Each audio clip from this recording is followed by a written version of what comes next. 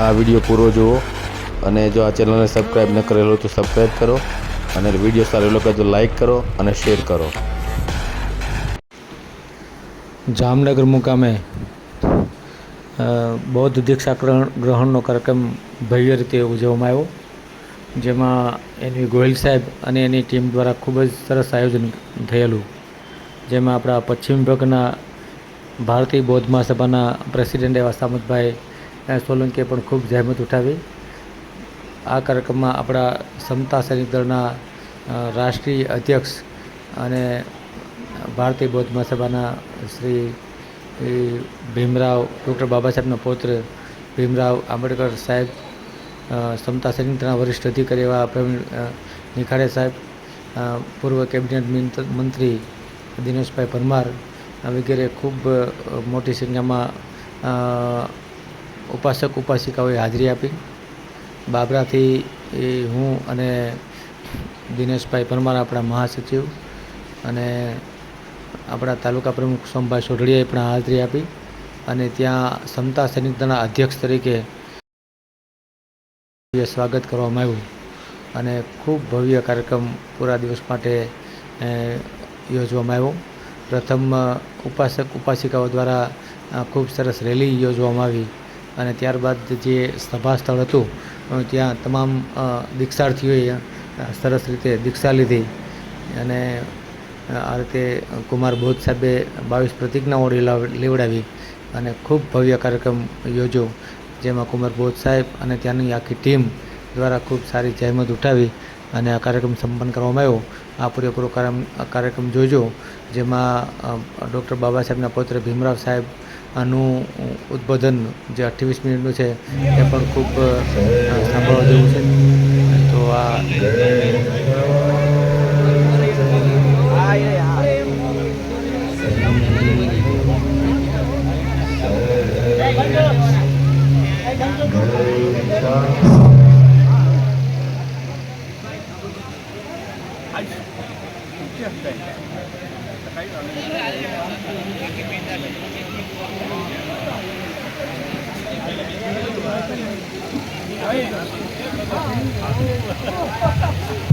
જય ભીમ નમો બુદ્ધાય.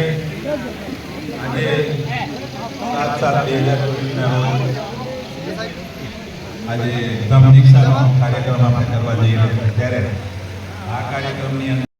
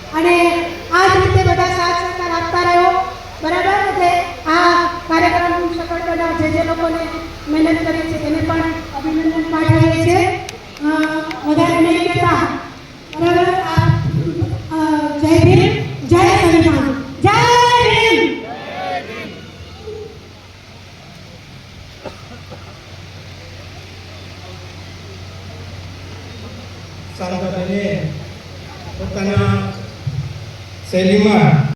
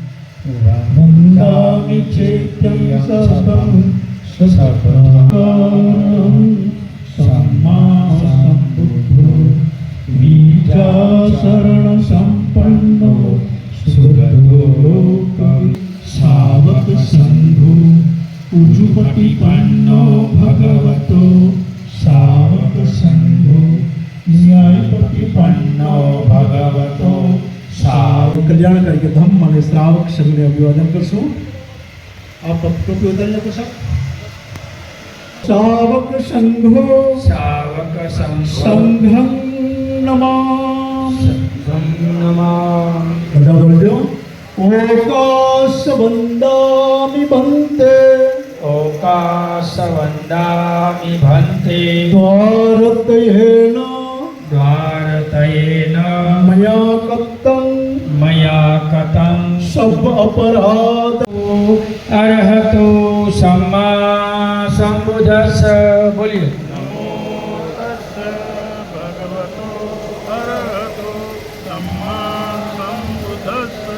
નમો તસ્સ.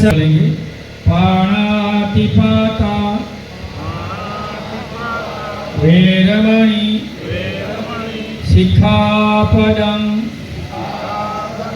સમાધિયામિ. અદિન્નદાના. સ્થાપના માટે પ્રયત્નો કરીશ. હું ભગવાન બુદ્ધના અષ્ટાંગ માર્ગનું પાલન કરીશ. હું પ્રાણી માત્ર પર દયા રાખીશ અને તેનું ભરણ પોષણ કરીશ. હું પ્રાણી માત્ર પર દયા રાખીશ અને તેનું ભરણ પોષણ કરીશ. હું ભગવાન બુદ્ધે દર્શાવેલ 10 આજ્ઞાઓ એટલે કે પારમિતાઓ પૂર્ણ રીતે પાલન કરીશ. હું ચોરી નહીં કરું. હું જૂઠ નહીં બોલું. હું વ્યભિચાર કરીશ નહીં.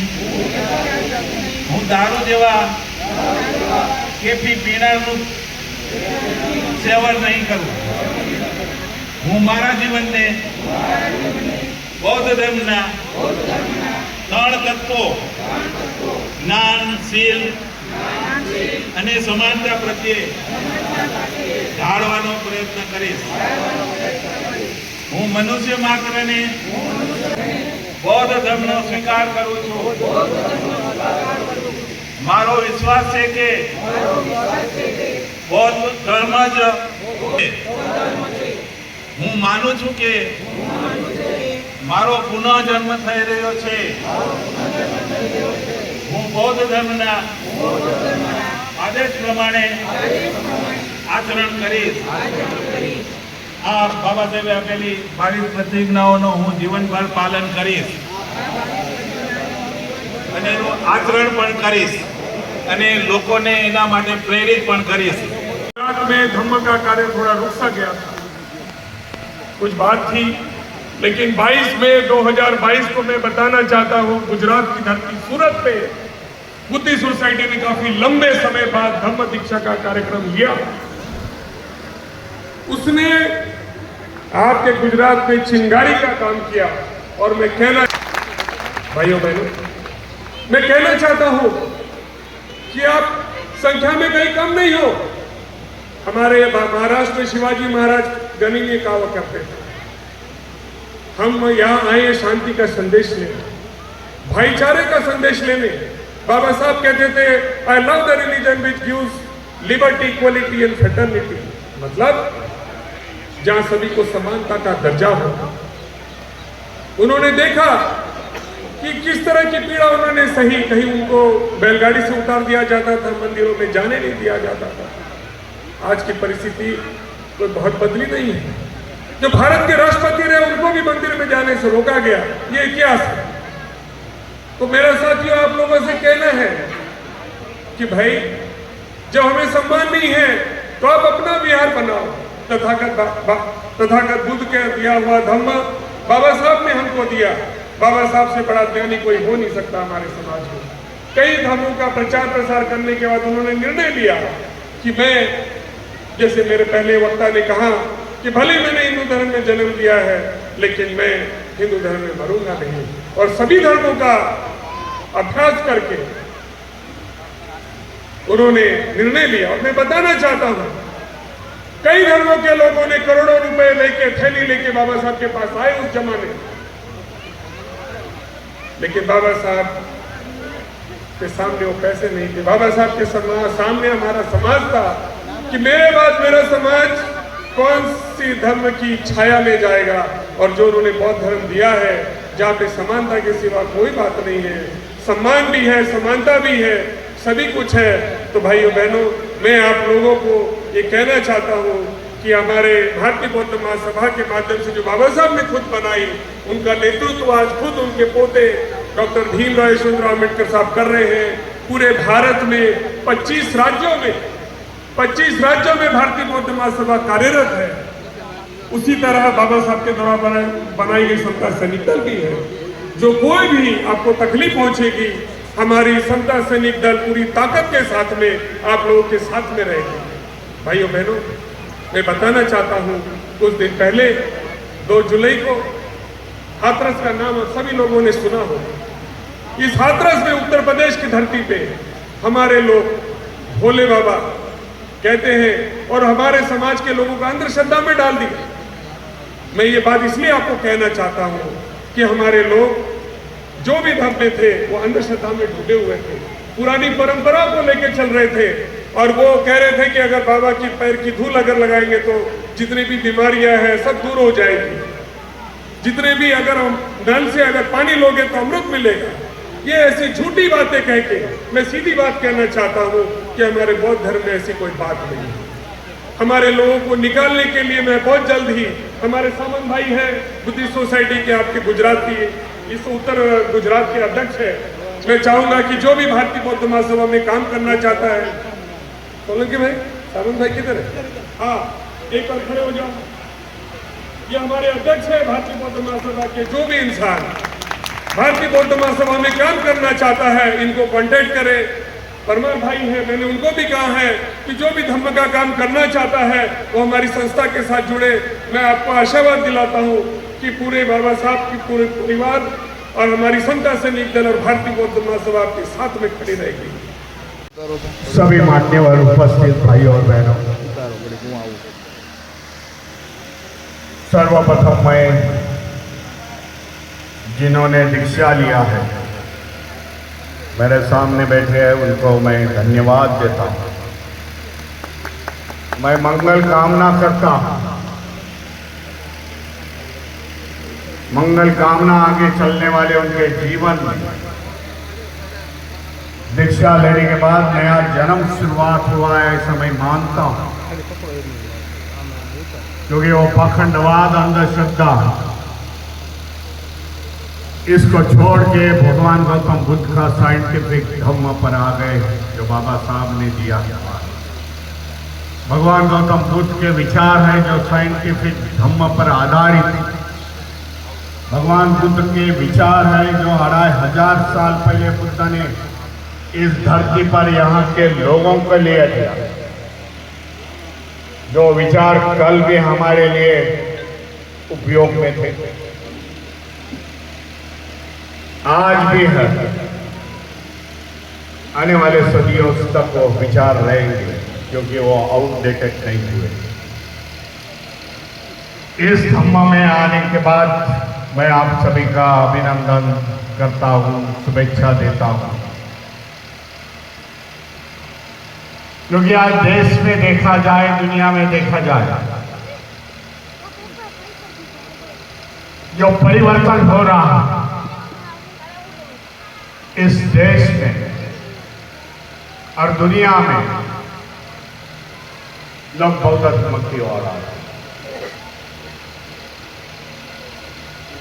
जिस तरीके से शिक्षा चल रही है, शिक्षा लोग पढ़ रहे हैं, नए जनरेशन पढ़ रही है, नए जनरेशन आज सोच रही है, देखती है वो किस व्यवस्था में हम लोग जी रहे हैं, किस माहौल में हम लोग माहौल बदलना चाहते हैं। इसके लिए ये धर्म का परिवर्तन इस देश में चल रहा है।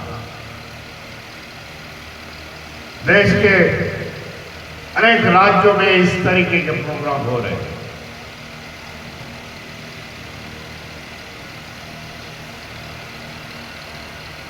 क्योंकि बाबा साहब ने एक धम्म क्रांति इस देश में की। जीवन की आखिरी क्रांति है बाबा साहब। बड़े सोच के बाबा साहब ने ये सब हमारे को क्रांति में डाला। सामाजिक क्रांति से बाबा साहब ने शुरुआत की, मार्च 28 से बाबा साहब की सामाजिक क्रांति शुरुआत हुई। सामाजिक क्रांति के साथ शैक्षणिक क्रांति है, बाबा साहब की राजनीति की क्रांति है, और आखिरी में बाबा साहब की धम्म क्रांति है, जिस क्रांति से बाबा साहब का धम्म का व्हील तैयार हो गया, जिसको हम धम्म चक्र बोल सकते हैं। 214 हरि का धम्म चक्र है, वो बाबा साहब ने कंप्लीट किया। क्रांति का सर्कल बाबा साहब ने कंप्लीट किया। बाबा साहब हमारे से उनका महापरिनिर्वाण।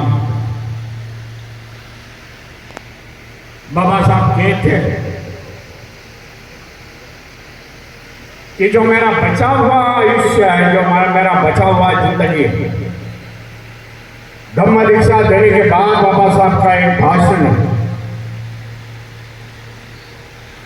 कहते हैं मैं सभी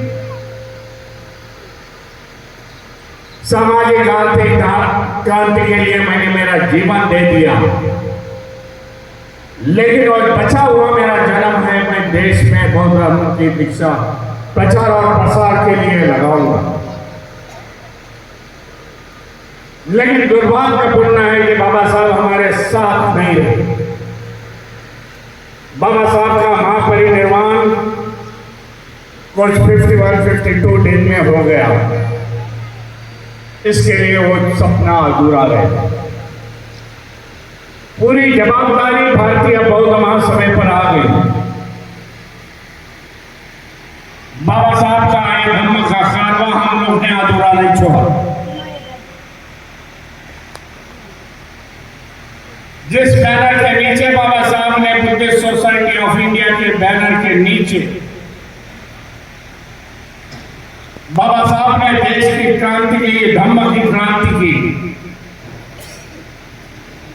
इसी सोसाइटी के बाबा साहब संस्थापक थे, अध्यक्ष थे। वही सोसाइटी आज देश भर में धम्म का प्रचार और प्रसार कर रही है। उसी का एक भाग है आज जामनगर में बुद्धिस्ट सोसाइटी ऑफ इंडिया से ये ऐसा प्रोग्राम धम्म परिवर्तन का प्रोग्राम आज ले लिया। इस तरीके के प्रोग्राम देश के कोने कोपरे पे होते। बताना चाहता हूं, जो आज व्यवस्था है इस देश की, जो माहौल है इस देश में, वो कभी चाहते नहीं कि बाबा साहब को की क्रांति, बाबा साहब के विचार, बाबा साहब के लोग आसानी से आगे जाए। यही लोग हैं, यही विचारधारा है इनकी। जो बाबा साहब जिंदे थे, बाबा साहब को विरोध करने वाली विचारधारा सरकार में बैठी हुई है। इसके लिए आसानी से जाने नहीं देंगे आपको, ये सोच लो। इसके लिए बाबा साहब ने दिखाया हुआ मार्ग से हमें जानना पड़ेगा। रिवॉल्यूशन एंड काउंटर रिवॉल्यूशन बाबा साहब ने बुक लिखी है। सभी रास्ते बाबा साहब ने हमारे लिए दिखाए हैं। लिखित स्वरूप से है, हमें उस पर चलना पड़ेगा। Revolution counter revolution in India Baba Saheb उसमें लिखते हैं।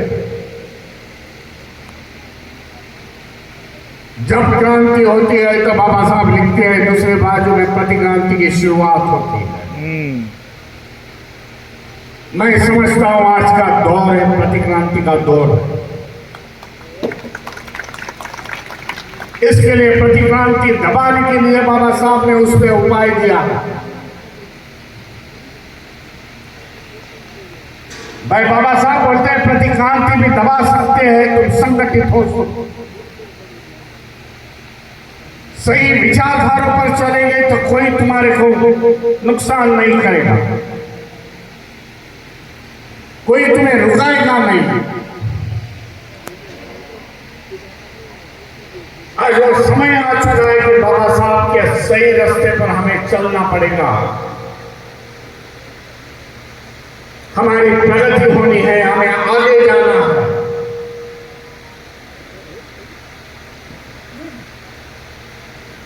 आने के पहले मैं न्यूज पढ़ रहा था, टाइम्स ऑफ इंडिया बंबई में छपी हुई न्यूज है।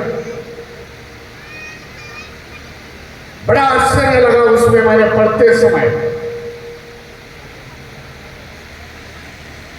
लखनऊ की बात है, उत्तर प्रदेश की बात है, लखनऊ के कौन से शहर में की बात है।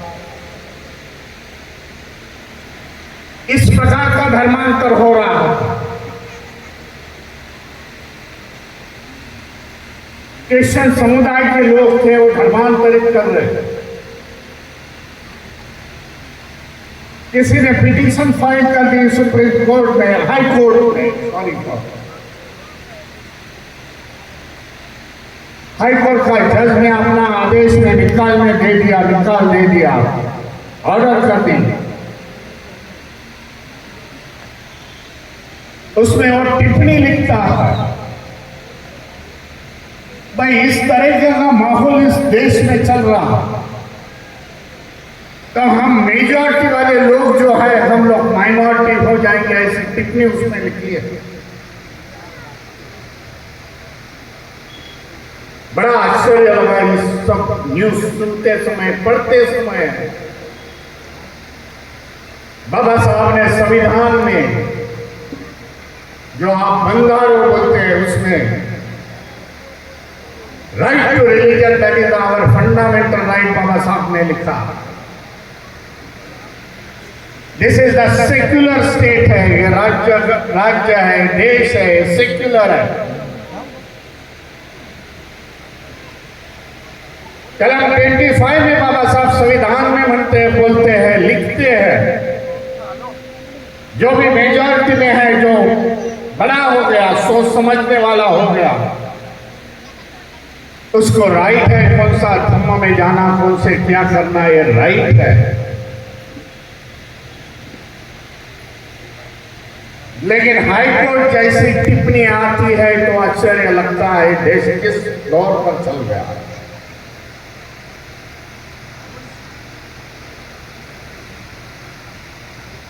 1930 की बात है जब इंग्रज का राज था इस देश में।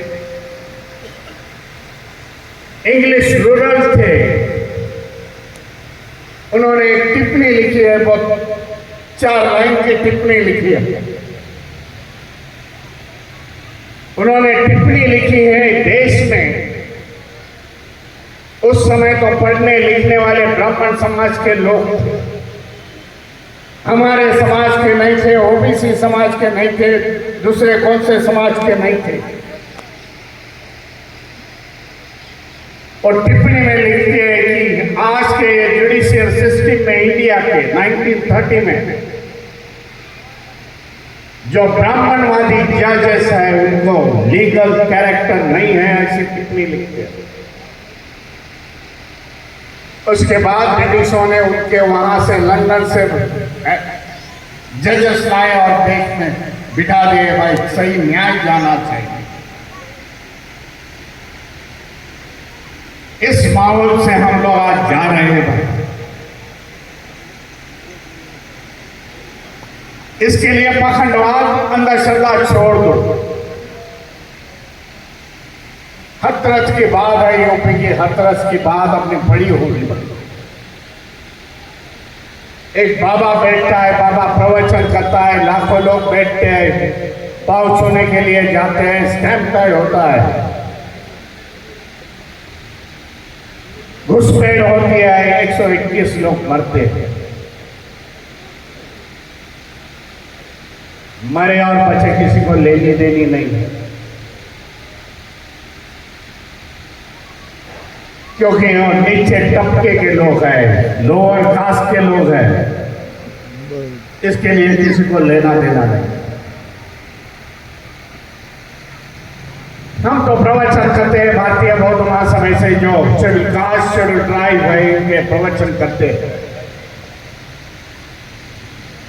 भाई बाबा साहब ने दिखाया हुआ आखिरी का रास्ता है बौद्ध धर्म में आ जाओ।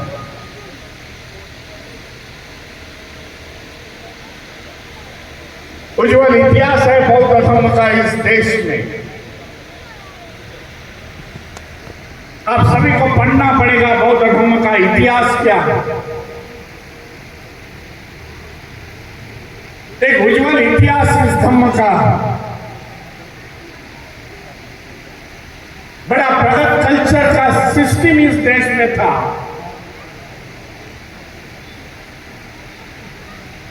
भगवान बुद्ध के बाद जब मौर्य डायनेस्टी आ गई इस देश में, अरे 1200 साल हम लोग ने भी राज किया है, बुद्धिस्ट राजाओं ने इस देश में राज किया। कोई इतिहासकार और लिखता नहीं, बोले ये मुस्लिमों ने 700 साल राज किया, ब्रिटिशों ने 150 साल राज किया, 10 पोर्तुगीज ने राज किया इसमें, लेकिन बुद्धिज्म का इतिहास धराने का काम कर रहे हैं, मिटाने का काम कर रहे हैं इन लोग। इस देश की व्यवस्था एक मनुवादी व्यवस्था जो है, देश का सुवर्ण काल था, सुवर्ण पीरियड था वो 1200 साल। हमारी थोड़ी सी बहस हो गई परमार जी से, फॉर्मर मिनिस्टर। मैंने बोला 19 यूनिवर्सिटी उस समय अशोक की डायनेस्टी में थी। मौर्य डायनेस्टी के 10 राजा थे, इसमें राज्य किया। मैं बोला 19 यूनिवर्सिटी थी, उन्होंने मुझे बता दिया 19 नहीं भीमराव जी 21 यूनिवर्सिटी थी। इस देश में बुद्धिस्ट की 21 यूनिवर्सिटी थी। जब पूरा वर्ल्ड डार्कनेस था एजुकेशन में, एजुकेशन दुनिया में किधर नहीं था, तो दुनिया के लोग इंडिया में आते थे पढ़ने के लिए। ये हमारी हिस्ट्री है, ये हमारा इतिहास है। कोई पाखंडवाद वगैरह इससे नहीं जुड़ा हुआ है, साइंटिफिक है। इस बेस जो है ये साइंटिफिक है। इसके लिए कभी कभी मैं आइंस्टाइन का उदाहरण देता हूं। कई इसरो के साइंटिस्ट हैं, कई अमेरिका के साइंटिस्ट हैं, उन लोग का धर्म आज बुद्धिज्म पर उन लोग बहस करते हैं। क्यों करते हैं? बोलते एक ही है, भगवान Gautam Buddha is the first scientist of this world, और उसका धर्म ये साइंटिस्ट व्यक्ति पर आधारित है। उस विचारों से हम लोग जुड़े हुए हैं। हम किसी को टिप्पणी नहीं करते, किसी की आलोचना नहीं करते। धर्म की क्या बात है, धर्म की क्या महानता है, धर्म क्या है, वो हम बताना चाहते हैं।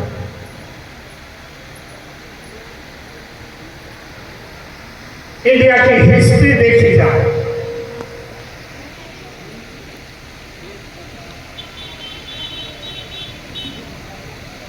तब नेपोलियन बोनापार्ट यहां आया था।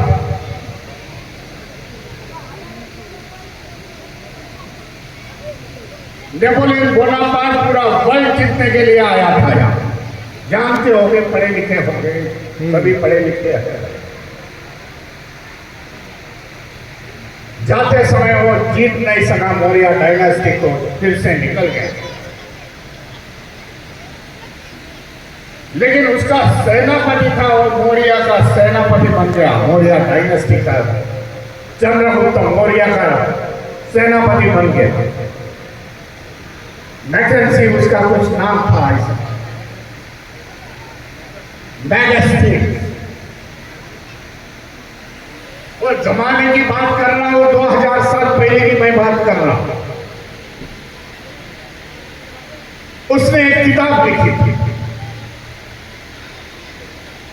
इंडिका नाम की एक किताब लिखी थी।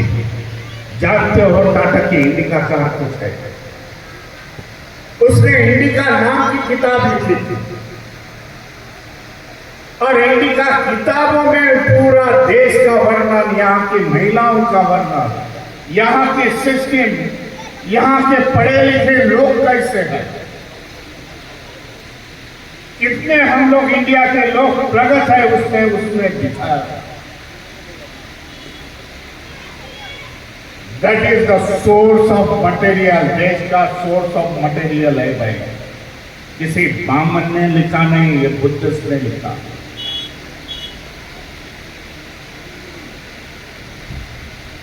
तीन यात्री करवाए थे, जानते हो गए, चाइना के यात्री करवाए थे, उन्होंने लिखा है। That is also one of the source of material. देश में अपनी प्रगति कैसी थी बुद्धिज्म।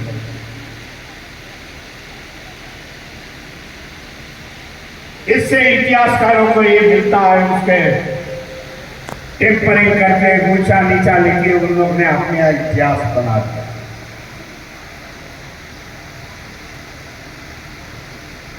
ये भूमि भगवान बुद्ध की जन्मभूमि, कर्मभूमि। इसके लिए बाबा साहब ने 2500 साल बाद इस धम्म का फिर से धम्म को इस देश में रुझाया। यहां से धम्म लुप्त हो गया, यहां से धम्म, बौद्ध धम्म मिट गया। बौद्ध धर्म का इतिहास मिट गया। इतिहास चलाने वाले कोई नहीं थे, ना बौद्ध भिक्षु थे, ना जनता थी यहाँ देश में। फिर से बाबा साहब ने उसका पुनर्जीवन किया। इसके लिए बाबा साहब बहुत ही संतोष।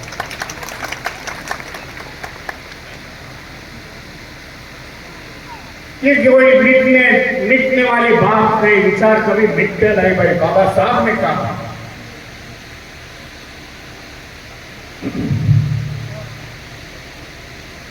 बाबा साहब ने कहा है कि विचार कभी मिटते नहीं गए, महापुरुष का निधन कभी होता नहीं। ये तो कोलंबिया यूनिवर्सिटी में बाबा साहब ने लिखा हुआ। उस समय तो बाबा साहब का स्टूडेंट थे। कॉमन ब्लैक बोर्ड पर लिखा था महापुरुष का निधन कब होगा। 2-3 दिन बाबा साहब ने देखा रहे ऐसा ही छोड़ दिए ला, सेंटेंस कोई कंप्लीट नहीं कर रहा है। वहां के प्रोफेसर ने लिखा था भाई महापुरुष का निधन कब होता है, क्वेश्चन टैग था।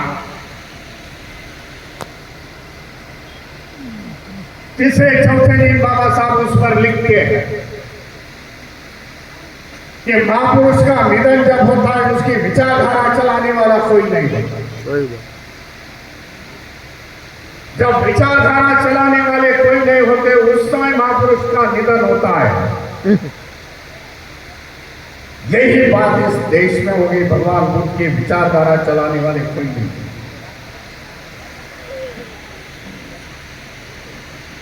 हमें विचारधारा लेके इस महापुरुषों की विचारधारा लेके चलनी पड़ेगी।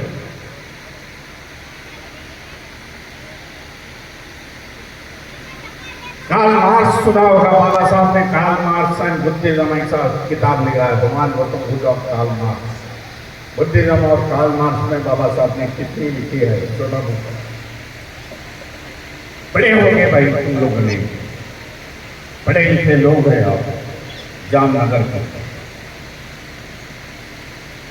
कार्ल मार्क्स का जब निधन होता बड़ी थ्योरी कार्ल मार्क्स ने बताई हुई है।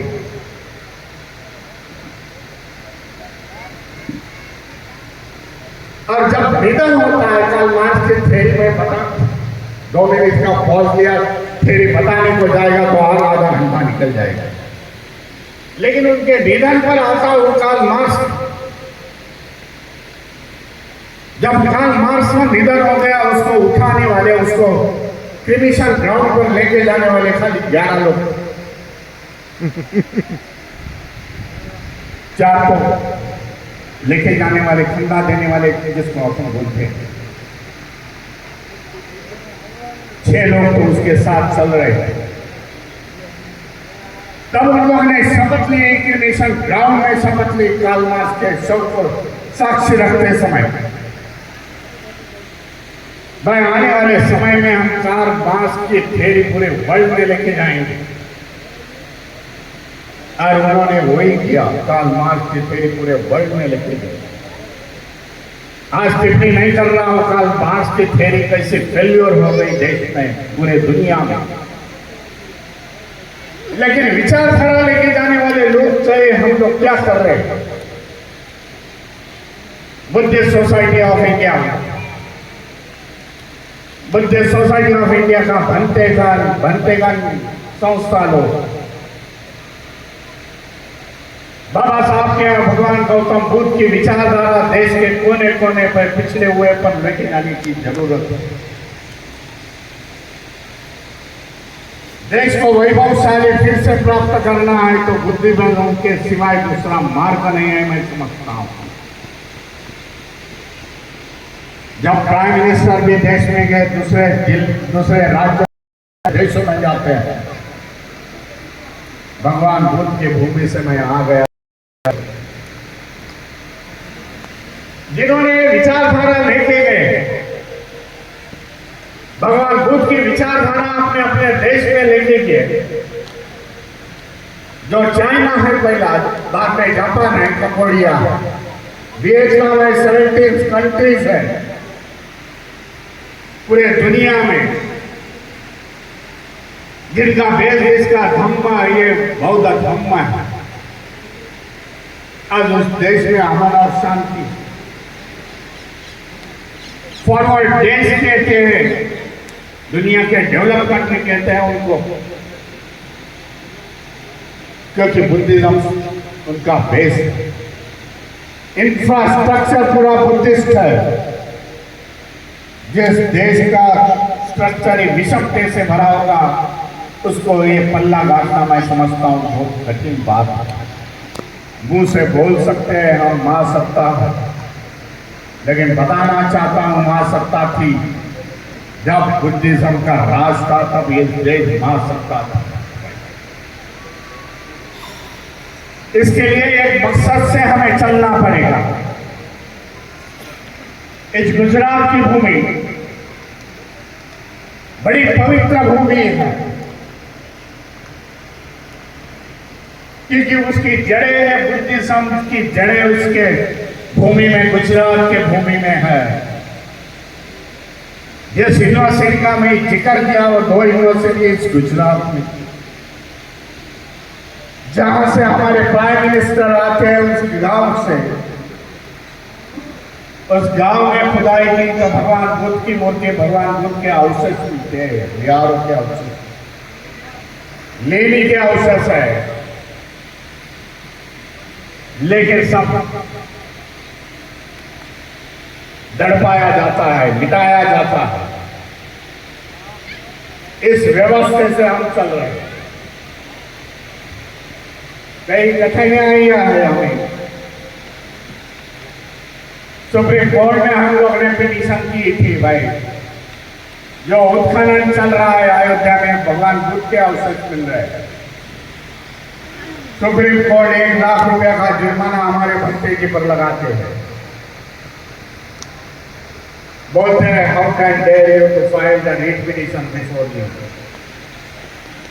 हुकुम शाह जैसी बात होती है। इस माहौल से हमें जाना है, इसके लिए हमारे ये लड़ाई है भाई, रिवॉल्यूशन और काउंटर रिवॉल्यूशन की लड़ाई हमें जीतनी पड़ेगी, हमारे लिए जीतनी पड़ेगी, हमारे आने वाले नस्लों के लिए, पीढ़ियों के लिए इस लड़ाई हमें जीतनी पड़ेगी। इसके लिए बाबा साहब ने एक नारा दिया था, जाओ अपने घर पर लिख लो, हमें देश की शासन करती जमात होनी है। समय आ चुका है, मैं समझता हूँ हमें बाबा साहब के सब क्रांति लेके जाना पड़ेगा। इस देश में शासन करती हमें जमात बननी है, क्योंकि हम 85% आदमी संख्या में इतने हैं। इसके लिए हमें बाबा साहब, भगवान गौतम बुद्ध, महापुरुषों को विचारधारा लेके चलने पड़ेगी। आप सभी को धन्यवाद देता हूँ मैं, दीक्षा लेने वाले को भी मंगल कामना करता हूँ मैं, उनके सभी को धन्यवाद देता हूँ जो मुझे समय दिया। अच्छे समय से लोग इकट्ठा हो रहे हैं, देख रहा हूँ चेंज ऑफ गुजरात में काफी चेंज आ गया, लोग बहुत अधम्म की ओर चल रहे हैं। सूरत से मैंने शुरुआत की थी, ये तो आखिरी है, गुजरात का आखिरी है जामनगर। बार बार मैं आते रहूँगा, आपको प्रबोधन करूँगा, आपको मिलूँगा। एक ही है, बाबा साहब के रास्ते पर, बुद्ध के रास्ते पर चलने की निर्भय करो, आपका आने वाला समय उज्ज्वल है। नमो बुद्धाय, जय भीम, जय श्रीराम। કાર્યક્રમના અંતે આપણા સમતા સૈનિક દળના રાષ્ટ્રીય અધ્યક્ષ ડૉક્ટર બાબા સાહેબના પૌત્ર આદરણીય ભીમરાવ સાહેબના વરદ હસ્તે જે આપણા કાર્યકર્તાઓએ મહેનત કરી હતી એ આ કાર્યક્રમ સફળ બનાવવા માટે એમને સર્ટિફિકેટ આપવામાં આવ્યા અને દીક્ષાર્થીઓને પણ પ્રમાણપત્રો આપવામાં આવ્યા ભીમરાવ સાહેબના વરદ હસ્તે। અને ત્યારબાદ આપણે આપણા પૂર્વ કેબિનેટ મિનિસ્ટર દિનેશભાઈ પરમારના આશ્રમ શાળાએ પણ મુલાકાત લીધી અને ત્યાં પણ ભવ્ય રીતે બધાનું સન્માન સ્વાગત કરવામાં આવ્યું। આ ચેનલ તમે સબસ્ક્રાઈબ ન કરેલ હોય તો સબસ્ક્રાઈબ કરો, બેલ આઇકન દબાવી ઓલ સિલેક્ટ કરો, જેથી કરીને બધા વિડીયો તમને જોવા મળશે।